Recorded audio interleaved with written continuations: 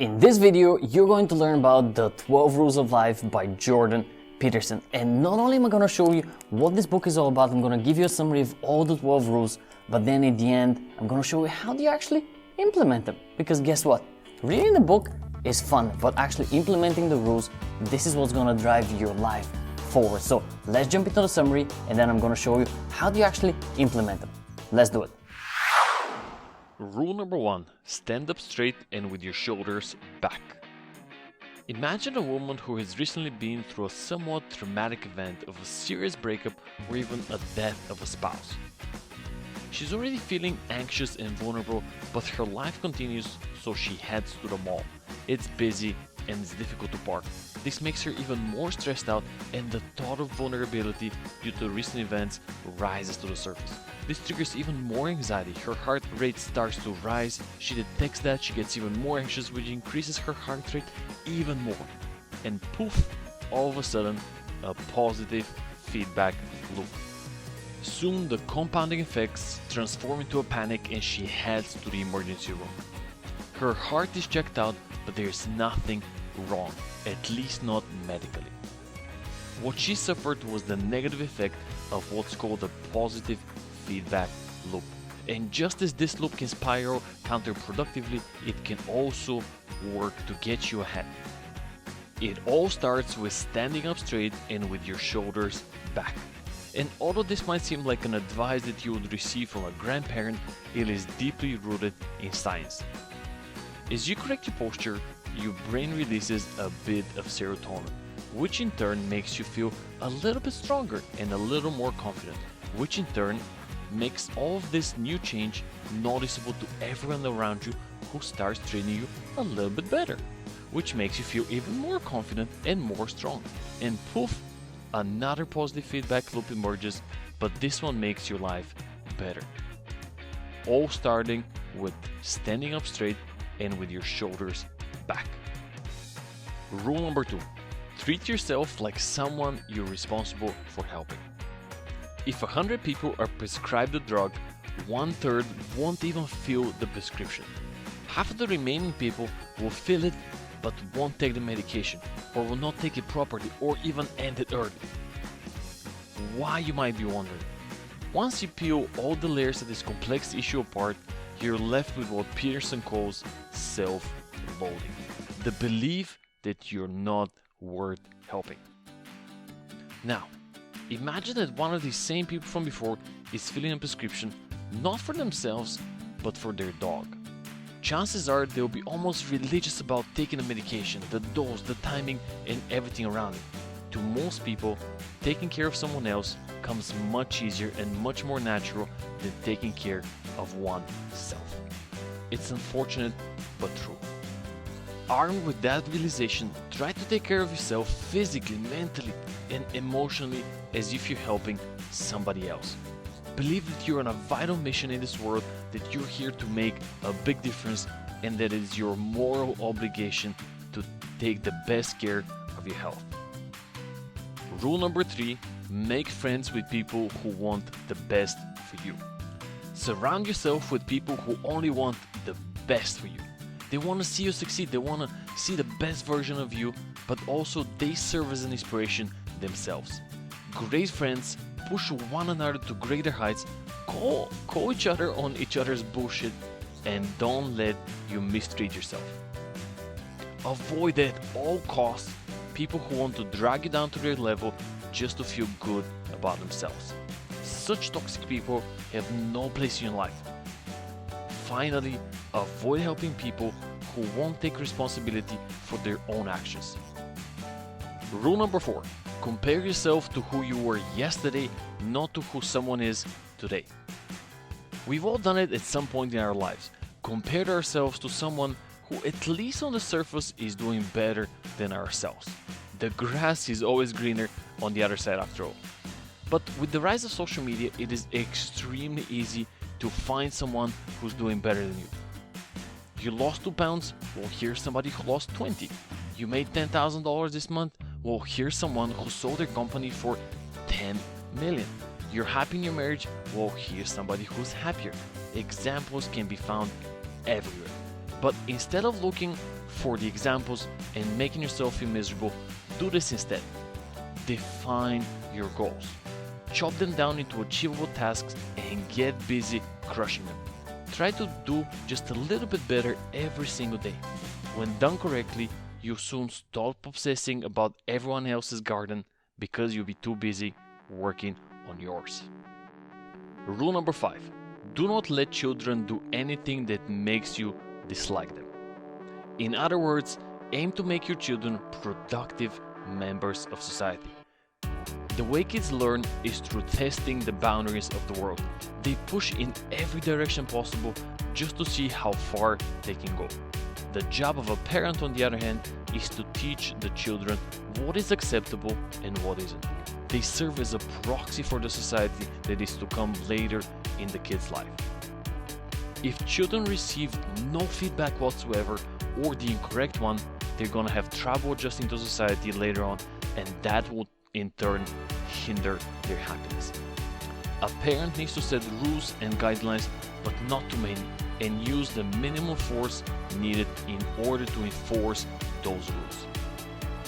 Rule number 6. Set your house in order before you criticize the world. Before blaming someone or something else for your own problems, you need to pause, take a step back, and reflect if you have truly done everything in your power to solve the problem. Have you taken advantage of every opportunity, or are you just pointing fingers because it's the much easier solution? Rule number 6 calls for a deep examination of oneself in order to stop behaviors that you know are wrong, or destructive self-talk that is making you feel miserable. Say only things that make you strong. Do only things that you speak of with honor. Rule number 7. Pursue what is meaningful, not what is expedient. This rule goes deep, very deep in the meaning of life really. The rule calls for discovering your own meaning by doing good, preventing evils of all kinds from happening, and living a life dedicated on a long-term good over short-term impulsive behaviors. The expedient, the immediate gratification works only for a short period, but achieving those long-term goals is what will ultimately give your life more meaning and more happiness. Think deep, discover your true self and your true happiness, and work towards achieving it. Rule number 8. Tell the truth, or at least don't lie. You may be lying to others or even to yourself, and most likely you'll get away with it, at least for some time. Yes, the job is really amazing. Yeah, that relationship will definitely work out. Yeah, you're definitely on the way to healthy eating next week. But deep down, you're quite aware that those things are inconsistent with your true beliefs. As a result, you feel constantly unsettled, restless, and out of balance. Develop your personal truth instead and act in accordance with it. It is not easy, but will ultimately reduce anxiety, increase happiness, and make you feel a lot better about yourself. Rule number 9. Assume that the person you're listening to might know something you don't. People often talk as it helps them to think. In order to process their own thoughts and even feelings and emotions, people need to verbalize them first. So when you listen to someone, especially in a serious conversation, think of your job as helping the other person think. Sometimes you might say nothing. Other times you might need to help them reach their own conclusion, and sometimes you need to be the voice of common sense and disagree with the person. Whatever the case, your job is to listen. Genuinely listen. And what is the best way of doing that, you might ask? Summarize the other person's message. Taking this approach will inevitably force you to pay close attention to what they're saying and try to understand it, instead of what most people do, trying to formulate their own answer in their heads, thus not paying attention to what is being said. Distill the moral of the story. Take the core message out, and you might even help the other person understand their own thoughts better by doing this. Rule number 10. Be precise in your speech. Stress and anxious feelings typically come from the unknown. It makes you feel not in control as you don't really know what the exact problem is. The scary becomes even scarier when it's vague. Specificity turns that chaos around. When you name a problem, when you're specific about it, you can figure out a solution faster. Much faster. Be specific. What is bothering you? Why is it bothering you? What can you do about it? From dealing with your own problems to having healthy relationships, specificity can only help you. Imagine that you go to the doctor's office with a pain in your knee, and instead of them coming up with a treatment for that exact problem, they send you home with multivitamins. You want a specific solution for your specific knee problem, not a general treatment. So treat your problems and the solutions you come up with in the same mindset: precision and specificity. Rule number 11. Do not bother children when they're skateboarding. This is a tough one to explain, and to your surprise, it has very little to do with skateboarding. Peterson basically argues that the relatively modern concept of gender equality is incorrect, in the sense that there is no need for complete equality in every behavior at all times in all situations. Men and women are not the same. They're quite different biologically, have different qualities, different instincts, and we should not deny this difference. Ignoring these innate differences and creating policies that force people against their nature might have unintended and serious consequences down the road. So Peterson argues that it is incorrect to try to make girls tougher, quote unquote, or boys more sensitive, quote unquote, especially if that goes against their own natural tendencies. In other words, let boys be boys and girls be girls. It is certainly a somewhat controversial chapter of the book, and it has sparked quite the debate online. Rule number 12. Pet a cat when you encounter one on the street. And you know this one from many popular sayings such as stop and smell the roses or enjoy the small things in life. And it is simply that. Life is tough and unfair. Bad things happen to good people all the time, and there is suffering all around. And you can get lost in the sea of negativity the world offers, or accept the situation for what it is. Objective reality that is completely beyond your control. And of course, the second alternative is clearly a more productive way of living. So accept life for what it is and make sure to enjoy the little pleasures it offers you every day. A kid playing in a puddle of water, the smell of freshly baked goods, a good view, and of course, petting a random cat on the street if you encounter one. And that's it, the 12 Rules of Life by Jordan Peterson. Now let's jump into how do you actually implement this in your life. And there you have it, the 12 Rules by Jordan Peterson. Now, let's talk about how do you actually implement them in your life. And let's start with the simplest one, which is rule number 1, standing up straight with your shoulders back. Here's what I want you to do. I want you to go to the store, get yourself a piece or a set of post-it notes rather, and I want you to take one, choose a door in your house, in your office, doesn't really matter, a door that you pass through very often, and put this on the frame. And what this post-it note is going to do is going to serve as a reminder that every single time you go through a door, you need to stand up straight, correct your posture, shoulders back. And over time, as you do it, as you pass through this door 10 times, 20 times per day, it's going to become a habit. Once you've done it on one door, take these babies, put them on every door in your office, at your house, every door that you pass through on a regular basis. And over time, what this is going to do is going to train you that you see a door, you pass through a door, you correct your posture. And it might seem like a silly thing to do, and your house might look a little funny with this super sharp looking post-it notes. But over time, correcting your posture is going to have a big impact. You're going to see how you feel better, how everybody else starts treating you better. We talked about this in the summer. So get yourself a piece of post-it notes and implement this. It's a little trick that I learned from The Art of Charm, and it works. It's super simple. Just go ahead, do it. Don't think about it. Just go ahead and do it, and you're going to see how big of an impact that has. Another rule that I think everyone should implement as fast as possible is rule number 3, and that is to make a friends audit. Sit down, take a piece of paper and list all your closest friends, and on the other side list why you're actually friends with these people. Is it because you were neighbors since you were kids, you went to school together, or is it because you share common values?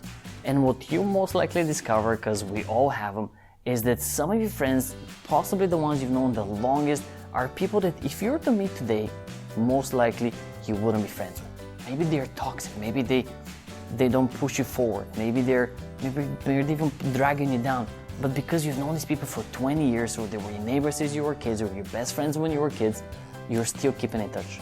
So make a friends audit, and you most likely find at least a few people that do not belong in your life. And my recommendation would be try to distance yourself as much as you can from these people. They might even be family members, they might be your cousin, it might even be somebody from your immediate family.